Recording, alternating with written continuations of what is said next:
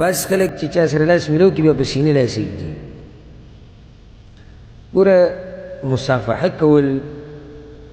لاس د لاس سره میلاول، دا هغه کار دی چې شریعت په دې کې ترغیب ورکړی، بلکې په دې سره ګناهونه معاف کېږي.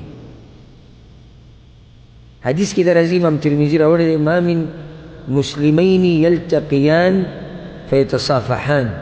کله چې دوه مسلمانان میلاو شي یو بل سره لاس میلاو کړي، الا غفر لهما قبل ان یفترقا، د جدا کېدو نه مخکې الله دوی ګناهونه معاف کړي.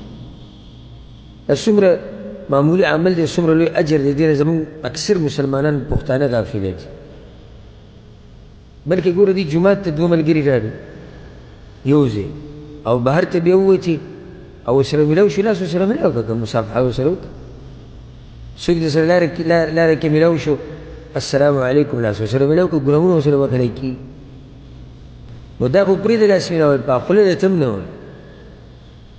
او بل اوس دې ځای کې دې جومات ته چې را کوم دا کوڅه راتاویږي، دغه ځای کې زه را روان وم لمانځل، یو کس مې مخې له راغی، بلکل زما مخې له راغی، داسې چې مخې له راغی ما ته وایي ما ورته وویل دلته څه یې؟ نو بعضو زما باره کې دا خبره کړې ده، وایي دی دا متکبر او دلته په چا سلام نه اچوي، دروغ دي ټول. نو اوس چې څوک دا د دې څه مخامخ دی له مخې له راغی، مخامخ او دا چل درته وکړي. او یا په یو سړي ته سلام اچوي او هغه دله جوابونه نه درکوي، په خیر علیک، دا غلطه طریقه ده. ښکلی سلام کوئ او دا اشارې ده، او بس به درته نږدې دا جنډه اوچته کړي داسې مخې له به دې داسې داسې ورته وي. د دې څه مطلب؟ حدیث کې راځي په اشارو سره سلام کول دا، او دا سلوټونه او دا ګوتې، دا ټول د یهودو نصاراو طریقه ده. دا هلې جایز دي چې کله یو سړی کومې ستا خبره نه اوري، هغه ته ورسره په لاسونو اشاره وکړي چې پته ولګي چې ما باندې سلام کوي،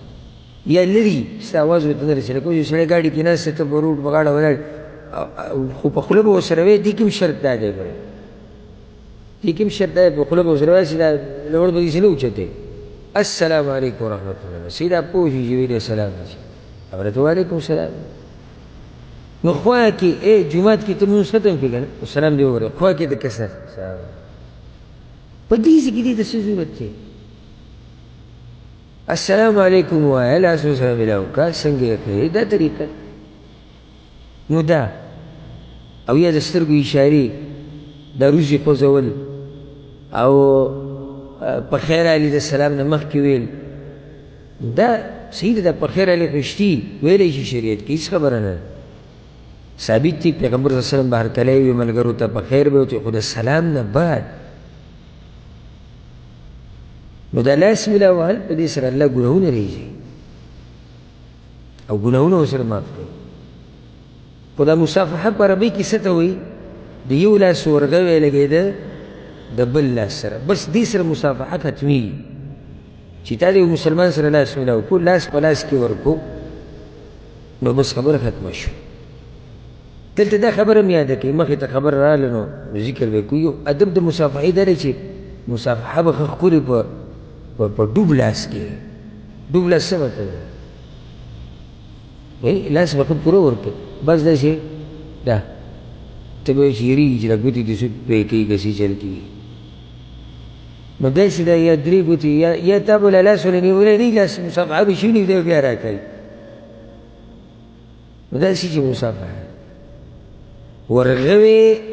د ورغوي سره لګېده، دې ته مصافحه وایي، دا مصافحه وي. بیا د پیغمبر صلی الله علیه وسلم طریقه دا و چې د لاس وزر پرېښود هم نو ملګري چې څوک ورې هغه نه پرېښود. او دا هم د خوش اخلاقه انسان نه ښیي چې ده سره تله میلاویږي، که مصافحه کې که غاړه سره میلاوي، خو ډېر په جوش کې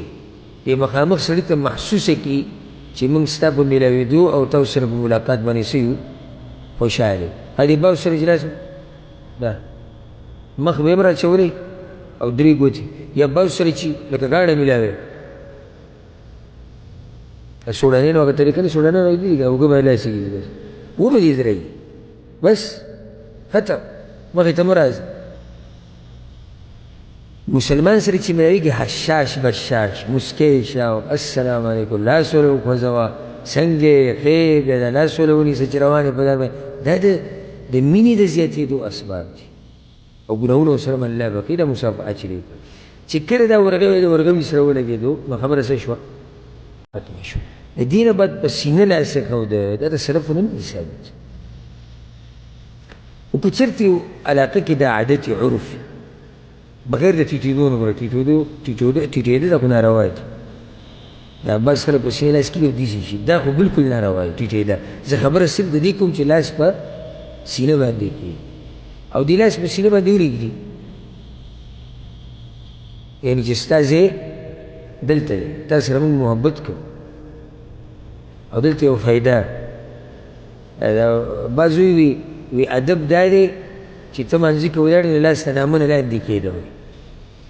دې کې عجزي ده او د هغې دپاره کمزوري روایت پیش کړي نو بیا د عجزي دلته چې انسان سره ملاوېږي بیا ولې لاس پسې نه ایږدي دلته بیا ولې لاس ته نامونه لاندې نه ایږدي دلته چې دا لاس ته ایږدي دا یو ادب یې کوي که چېرته یو علاقه کې دا عادت وي او سړی پې عمل کوي بغیر د ټیټېدو نه نو جایز به وي خو په یو شرط سره چې دا عقیده به ورسره نه ساتي چې دا د پیغمبر نه ثابت دي ودې کې دې سوچ سره چې دا د علاقې څه دی